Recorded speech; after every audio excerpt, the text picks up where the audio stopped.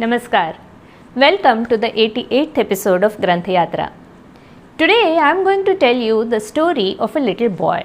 He was born on a farm called Diamond Grove in Missouri state of the United States of America around 1860. His mother was a black American slave. When he was just 2 months old, his mother was abducted by a criminal gang. During their raid, his sister was killed and his brother was injured. The children's father was already dead. The little boy's white owner managed to get him back by selling his horse to the gang of robbers. But the baby boy was already sick and malnourished. The wife of his owner nursed him to health with great affection, though he was unable to speak clearly for many years. This dumb and weak orphan went on to become a well-known scientist in the US. He became an expert in chemistry and agri-science and an accomplished painter and singer. His most acclaimed contribution was to guide the newly independent black American population to lead a life of dignity. This scientist was George Washington Carver. His unique life story has been written in Marathi by Veena Gavankar in her book hota Carver, or Once There Was a Carver. Veena Gavankar was born at Loni Kalbhor near Pune in 1943. She studied in schools at Chaul, Manmad, Indapur and Khed and later graduated from the Ferguson College. She then joined Milit College in Aurangabad as a librarian. Her passion for reading nurtured since childhood, encouragement received from teachers, and her job as a librarian acquainted her with books from various genres as well as literature in various languages. Gavankar has written biographies of many Indian and foreign individuals who made extraordinary contributions to their societies, such as Dr. Ida Scudder and Golda Meir. Her book, hota Carver, was published in 1981. Despite beginning his life in very adverse circumstances, little George was growing up in the household of farmers Susan and Moses Carver. The American Civil War had ended and slavery had been abolished by law. 10-year-old George helped with the household chores and jobs on the farm. Although he could not speak properly, he enjoyed nature. Gavankar writes, "This lonely, quiet child had a unique circle of friends. Trees and shrubs in the woods, chicks of birds and little fish in the pond were his companions." George became an expert in planting trees, caring for saplings and designing gardens. A friend of Moses noticed these skills in George and gifted him a copy of the Bible. He encouraged George to learn reading and writing. The town of Neosho, where this friend of Moses lived, had a school for black American children. George, who had been yearning for an education, left his secure shelter at Diamond Grove, bid goodbye to Susan and Moses, and enrolled in the school at Neosho. In the freezing cold of Neosho, he spent his days at school, worked to earn his living in the evenings, and slept in a run-down stable at night. Several people helped George during this trying phase of his life. John Martin, a flour mill worker, spotted him sleeping in the stable and took him home to live with his family. Maria and her husband Andy and one Mrs. Penn offered him shelter and training at various times. George learned several skills from these people which helped him to earn a modest living. He became an expert in cooking, running a laundry service, gardening, knitting, and painting. Describing his life, Gavankar writes, "He would work to earn some money and then enroll into a school. When his savings would run out, he had to leave school until he was able to again save some money." His childhood was thus lost in the grind of labor. He could never manage to play like children. He could not afford it. He could not depend on anyone, for he had no one to call his own. Yet, he did not want anyone to take pity on him. As a result, he became completely independent. He solved his own problems, carried out his own responsibilities. It was during this time that George's only brother Jim died of smallpox. George continued to work hard and carried on with his education. He finished his high school at Minneapolis. When he visited Diamond Grove to meet Susan and Moses Carver and offer his gratitude, he spent some time in the old hut of his mother. Having received excellent marks in his school leaving examination, George was offered an admission and a scholarship at the Highland University in Kansas. He was very happy to receive the letter from the university. But when he actually went there to join the university, he was denied admission because he was black. Greatly disappointed and feeling dejected, George started working at a hotel. Once, when he was singing in the church, a musician called Mrs. Mulholland was impressed by his musical skills and invited him to her home. She gave him lessons in piano. Later, Mrs. Mulholland's nephew, Dan Brown, helped George get admission in Simpson College at Iowa. George's desire for higher education now took wings. He devoted himself to study while running a laundry service at the college. In 1891, George took admission in Iowa State College to pursue higher studies in botany and agricultural chemistry. During this period, his paintings too received critical acclaim.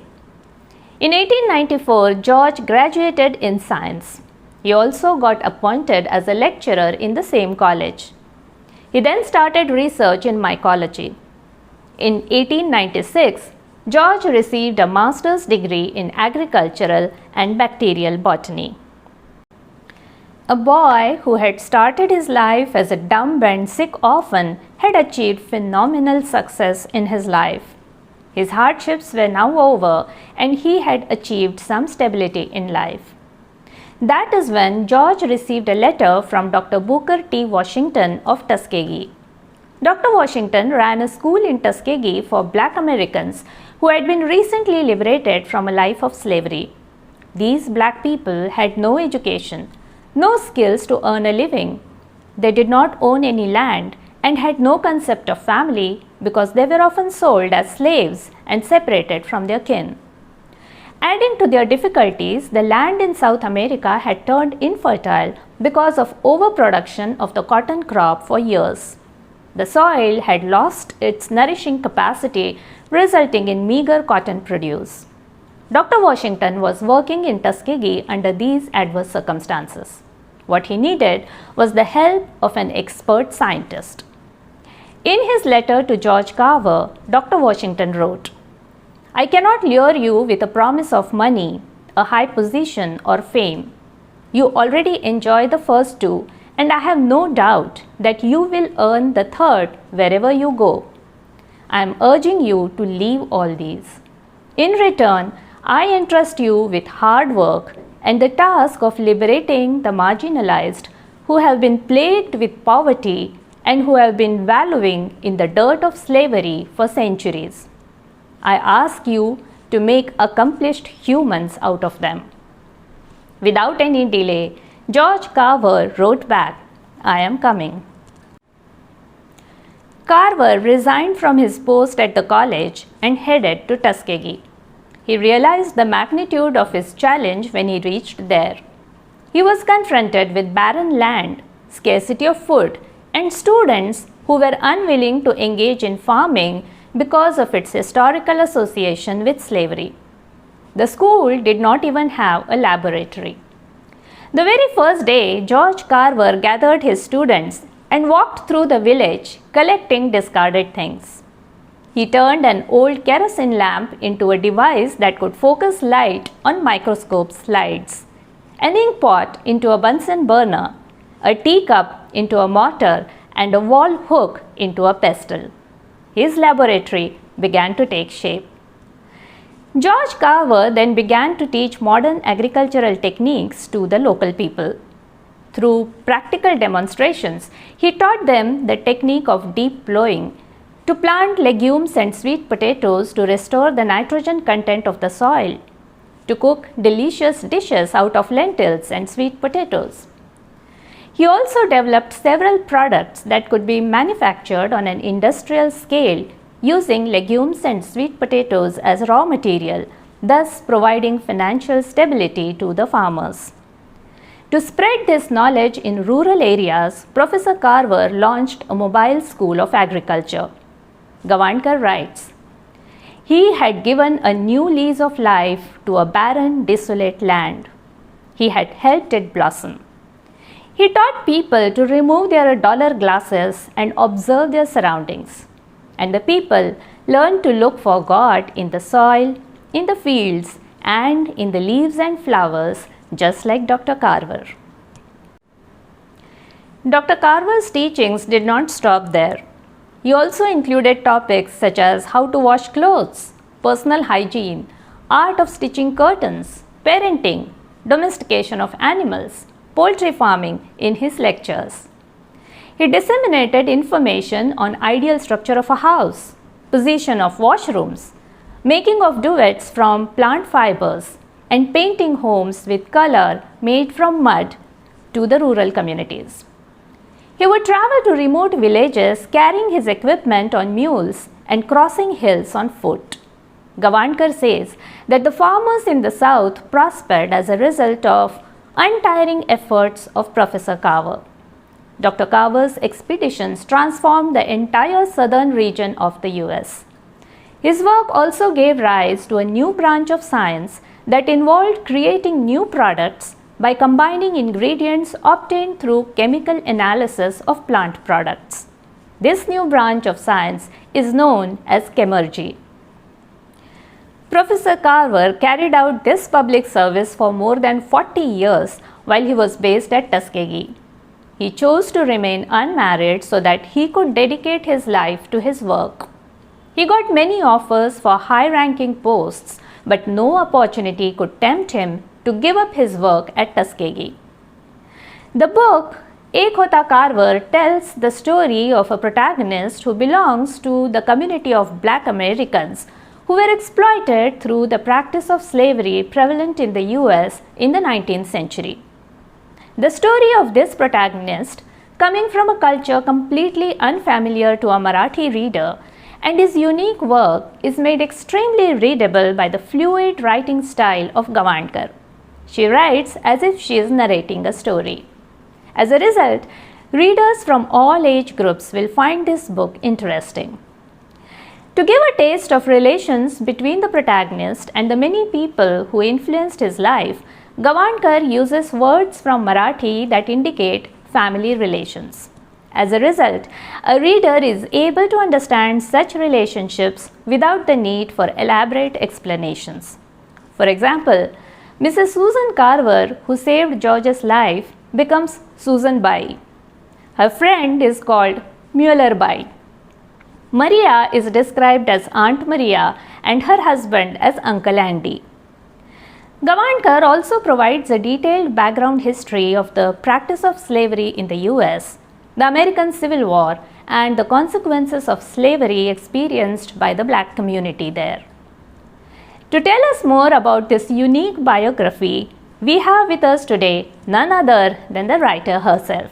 Please welcome Ms. Veena Gavankar. नमस्कार.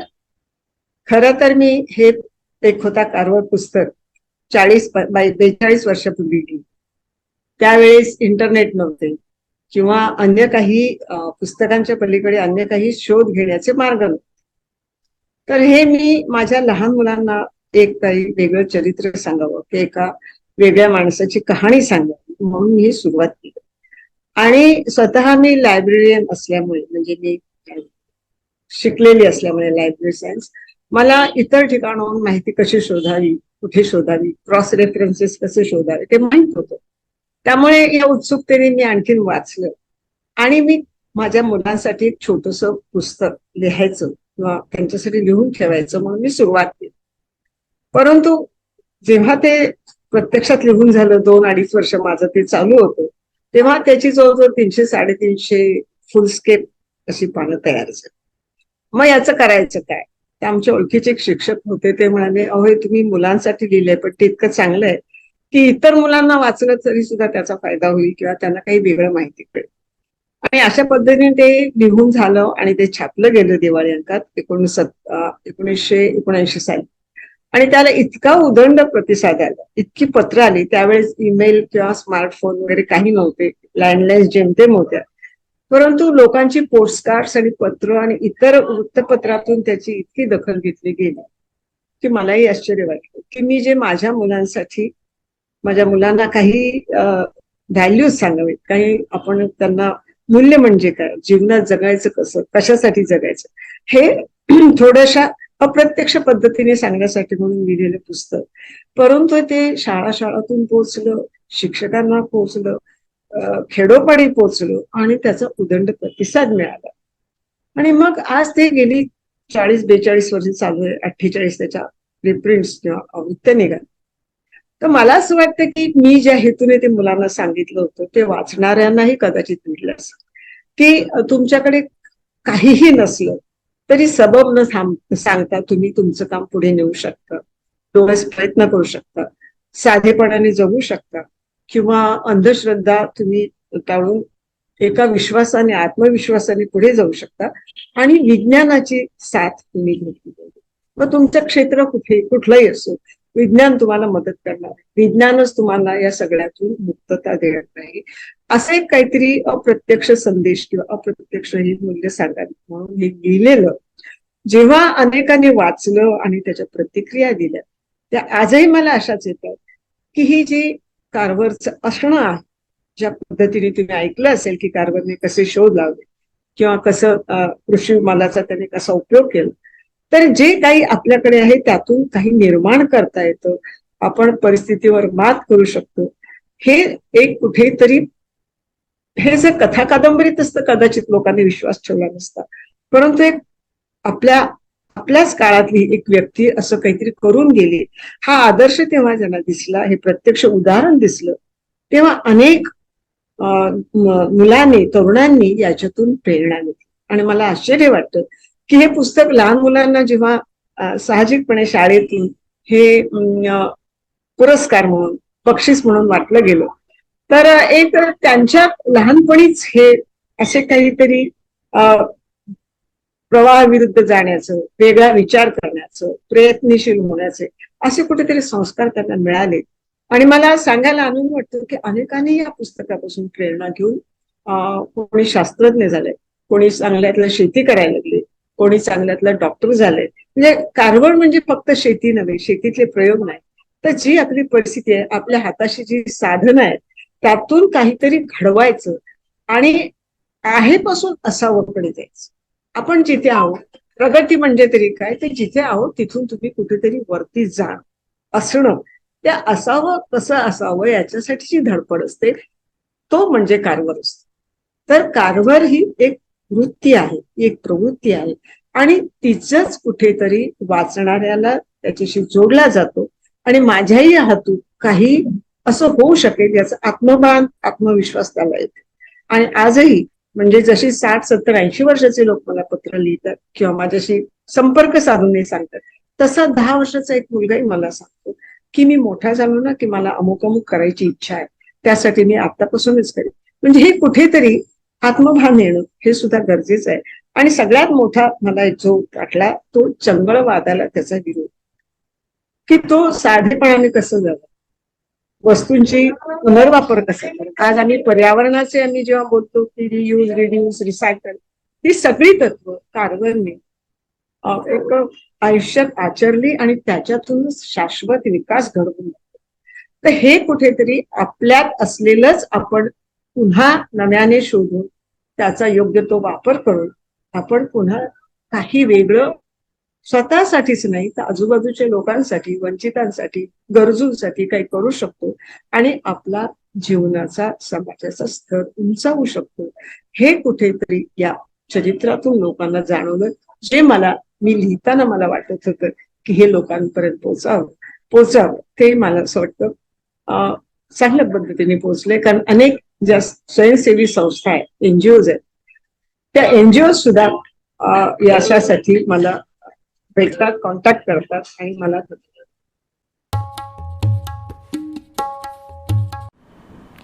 The book Ek Hota Carver created history in Marathi literature. Everyone should read this book that has the power to destroy mental lethargy and inspire the reader to perseverance. I'm sure you will all love this book. We shall meet in the next episode of Granthyatra to explore the writings of a rebellious and experimental woman writer. Until then, keep reading.